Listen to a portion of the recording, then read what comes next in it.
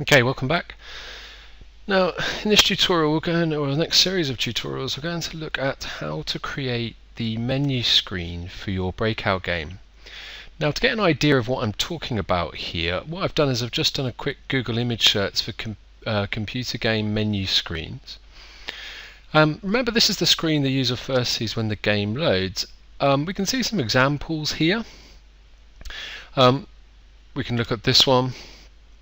This is a screen that comes up. It says click to continue. Another one here, you've got some different options. You've got obviously the name of the game, some graphics in the background, and they've got some different options. Another one here, a couple of the characters, and then again a few different buttons to click on. So just looking through a few of these to get a few ideas. Got the Angry Birds one here, got the name of the game, they've got the play button here, we've got different options for the sound, or a little question mark. I wonder what that does. That was clicked on.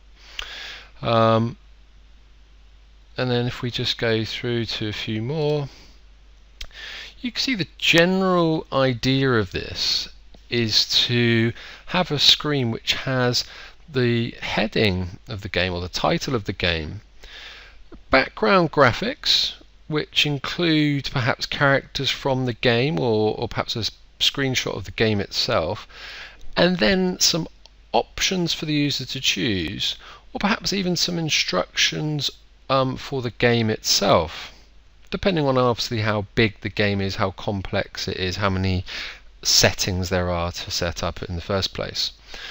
So let's just close this down. I'm just using that mainly for inspiration.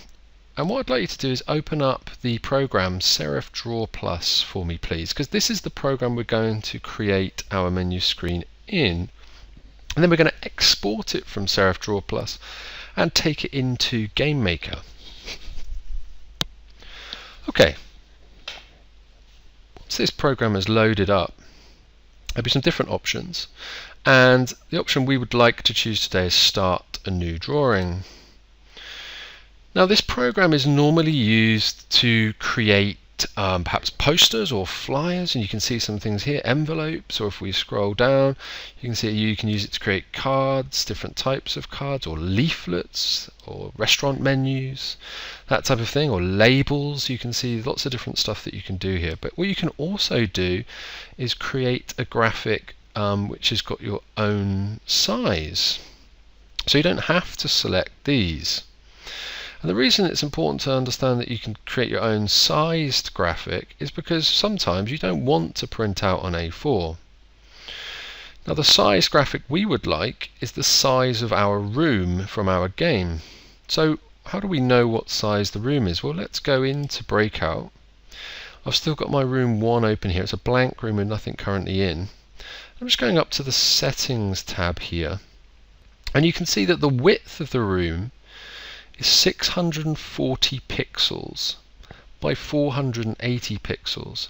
Now, pixels are the little bits, the dots, that make up bitmap images. We're going to create a bitmap image now. So we need to make it the same size as our room, or as close to it as possible.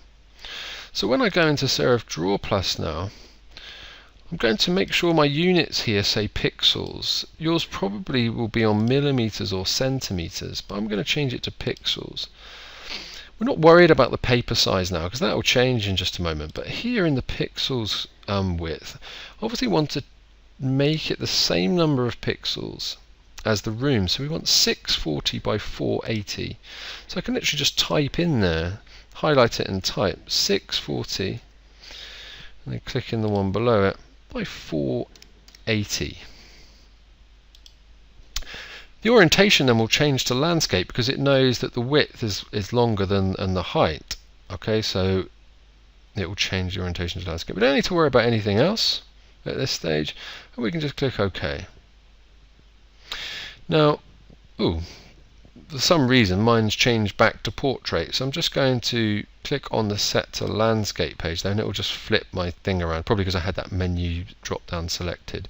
So you can see up the top here my dimensions of my ruler are in pixels. It's 640 across by 480 high. Now I know whatever I create here within these lines, don't worry about the blue line, will now fit into my room as long as I keep it on that page. So have a go now at setting up your menu page in Serif Draw Plus following the instructions I've just given you.